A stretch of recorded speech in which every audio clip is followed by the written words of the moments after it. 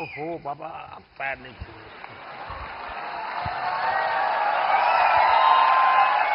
देखिए, वैसे पॉलिटिक्स में पता नहीं देश में एक परंपरा बन गई, लोग पैर छूते हैं। कला जगत में पैर छूना उसका भाव अलग है, लेकिन मैं बहुत डिस्टर्ब हो जाता हूँ, और उसमें भी अब कोई बेटी। Thank you sir. Hello friends, Modi sir के शब्द सुने हमने कि बेटियां जब पैर छूती है तो वो अनकंफर्टेबल फील करते हैं। ये बात सही है, शास्त्र संगत देखा जाए तो बेटियां पैर नहीं छूती।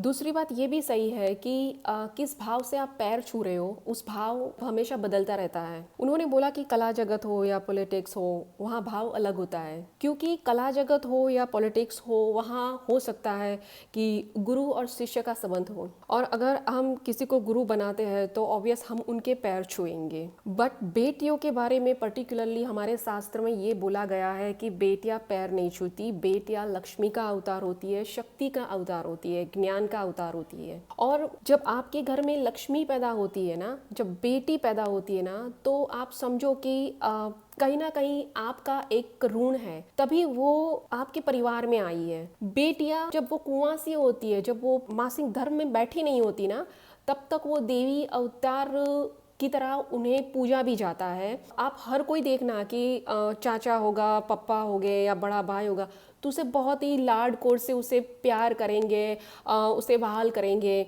बट जब जैसे वो मासिक धर्म में बैठती है तो एक वुमेन के नाते एक मर्यादा और रेखा आती है संबंधों के बीच।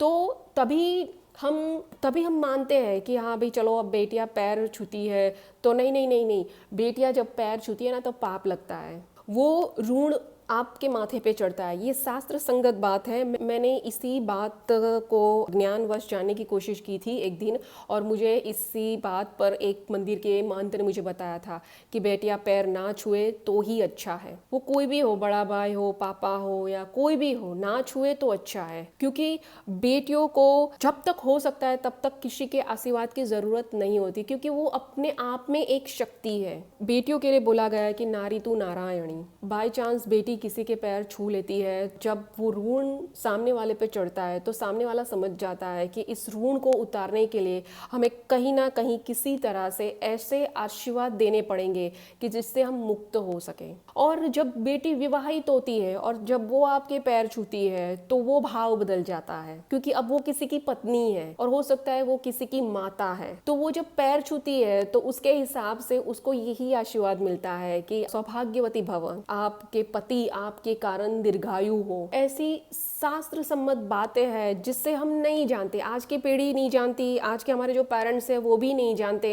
मुझे यहाँ पे खुशी है कि भाई हमारे पीएम नरेंद्र मोदी, हमारे देश के जो राजा है, वो जानते हैं कि भाई बेटियां पैर नहीं छूती। और ऑब्वियस है जो शास्त्रों के जानकार लोग होंगे वो अनकंफर्टेबल फील करेंगे, क्योंकि उनको पता है कि अगर बेटियां पैर छूती है तो कहीं ना कहीं आपको पाप लगता है। मैं बात कर रही हूँ हमारे प्राचीन भारत के जो रिवाज थे, जो परंपरा थे, मैं उनकी बात कर रही हूँ। मैं आज के टाइम की बात नहीं कर रही हूँ। मैं आज उस टाइम को मैं इस टाइम में लाके मैं थोड़ा सा कंपैरिजन कर रही हूँ। अगर हमारे समाज में थोड़ी सी भी जागरूकता आए इस बाबत पे, तो कहीं ना कहीं हमारा समाज जो अभी अधोगति की तरफ बढ़ रहा है तो वो थोड़ा सा रुकेगा, वो थोड़ा सा समझेगा इस बात को। सो मैं लास्ट में इसी बात को मैं मेंशन करना चाहती हूँ कि मेरा कहने का भावार्थ आज यही है कि बेटियां अपने आप में एक शक्ति है, but unfortunately in present timing में हम थोड़ा सा उल्टा ही देख रहे हैं। सो आई होप कि इन द नेक्स्ट फ्यूचर सब कुछ